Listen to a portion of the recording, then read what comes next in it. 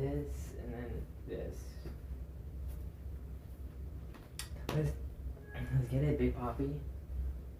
No, Poppy, no, Poppy, yes, Poppy.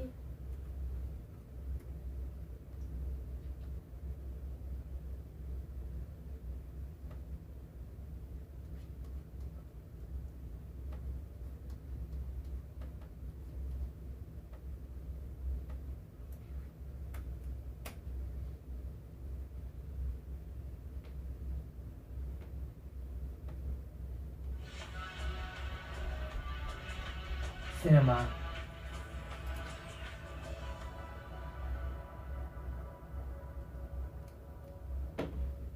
Guys, I spend way too much money on unhealthy food getting delivered to my house using those apps.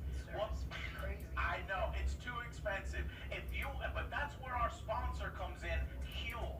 These are basically no prep time meals where you can still stay healthy on the go or when you have no time. I've had Huel here in the office for well over a year. It's perfect for when I forget my lunch or just need an extra meal in the middle of the afternoon. No, yeah, I've been using it as a post-workout meal. It's got 40 grams of protein, so it really helps me recover and get these big muscles.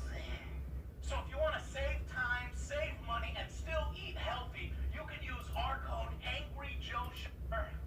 The Last of Us HBO series, season 2. This big 2 years later, and I feel like we are on the Titanic with some burning dumpster fires. I don't want it. And we are about to hit an iceberg, and it is going to be an interesting watch in episode 2. If it does the natural pacing, because it feels like it's impending here, but Yeah. it's actually going to be so fucking annoying if they drag that, the golf tournament moment out until the end of the fucking last episode. That would piss me off. It probably would let viewers empathize more with what's about to, the other character they've introduced here, Abby, before the tournament, but yeah, I don't know. So, I even shouldn't be holding this. This should be, That's mine. This should go to Alex. Huge. That's right. I'm about to get killed as Joel. Yeah, I predict, so if you don't know, our previous Last of Us reviews, we overall liked the series. We thought that the casting was excellent. Joel as, Pedro Pascal does an excellent job. They stuck relatively close to the games. It was a perfect adaptation. Meanwhile, we had other shows like Halo around the same time, just fucking it up. And this was an example of a good one. They made some changes, and most of them were good. However, that was a 10 out of 10 game, which me and Joe rated 10 out of 10. And then the series, some ups and downs, and by the end of the series, I gave it an 8 out of 10. So, really good adaptation. Here we go with The Last of Us Part 2, which famously we did not like as much as the first game for certain choices that Neil Druckmann made, certain themes, whether they were executed well, whether it was pointless, and various executions weren't done so well. So I imagine we're probably not going to, depending on if it stays close to the games, we're probably not going to like it as much as the first season in the first place. Because we didn't like the story in the first place. But they do have the opportunity to make improvements. But Neil Druckmann is stuck between a rock and a hard place, right? Because he doesn't want to change things, because then that would give the haters fuel, and it would make the defenders look like idiots. So he's really kind of stuck. So I don't imagine that they're going to make a bunch of radical changes. I don't think so. Like, a certain character just, a completely different story. I don't think that's happening.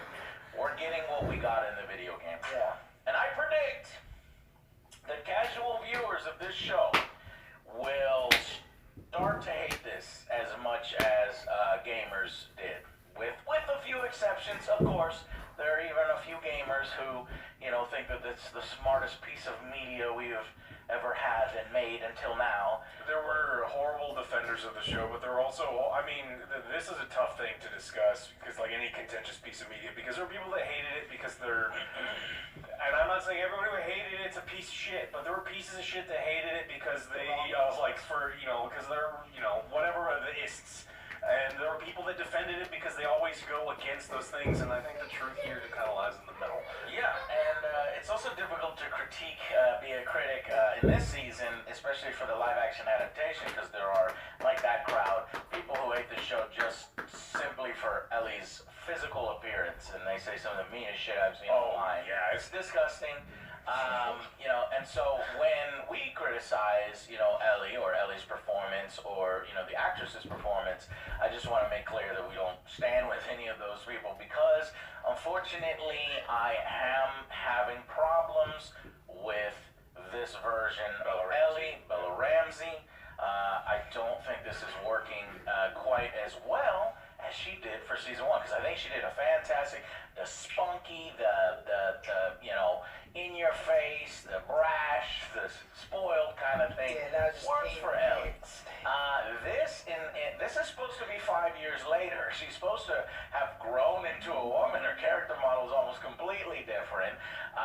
She's bigger, taller, stronger, kind of more dour, relaxed, and none of that is the case here. In fact, Bella Ramsey doesn't look like she's aged at all. She still looks like she's 14 to me. And certain scenes happen in this that I am just not buying whatsoever. At one point, she's fighting this huge grown man, and I am laughing. It's not good. And considering what the transformation of Ellie is supposed to happen in fucking Murder Ninja, okay? She goes crazy.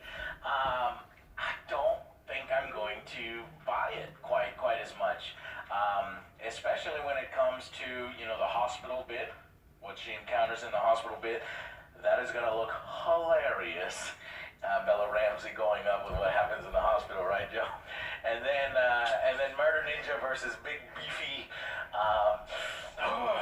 Alex is just jacked. She's not, happy. Well, we don't know. We haven't seen her yet. Okay, so that's true. A lot of criticism I've already seen online is they couldn't pay Caitlin Denver enough to bulk up. They couldn't feed her enough testosterone and growth hormones, and she said, no, I'm not doing it, showing how comically oversized Abby was in the video game. How fucking dare you? Which we enjoyed. We loved enjoyed it. Abby. We're punching heads. It's just like one-shotting zombies with It a was fist. fucking great game. But no, Alex is right. A lot of these people typing those comments, you're telling on yourself. You must not have played the game or paid attention because when Abby discovers that her father is dead, she's not bulked up. She's skinny. And it's over the course. She just starts Of juicing. the 5 next, years later, she becomes obsessed. She's just jacked. But still, it's still unrealistic because I don't think you can get that big and that jacked over that amount of Not in time. the apocalypse. At least not the Need way more she was in the protein. Not when we're rationing. Not when we're rationing food. It takes a lot to be made. Everyone's all scrawny, and she's all huge. She's like, it's all mine. That was what I was Give me a burrito. It's already confirmed that this series has been split.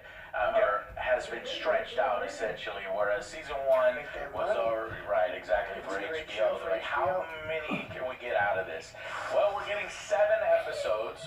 I imagine that it's probably been a season cut in 2. I think I'm gonna guesstimate 14 total. Like the next season gonna be 7, maybe even less, 6 or something. Season 3. And I find that just annoying. And then it ends. We're not getting any more unless they are splitting the second game into 3 seasons because the show leads like I'm not going beyond the video games. Period. Yeah, and I'm actually kind of have a little bit of problems with the casting because Caitlin Denver looks like an Ellie to me. She looks like she would have been perfect for Ellie in season 1.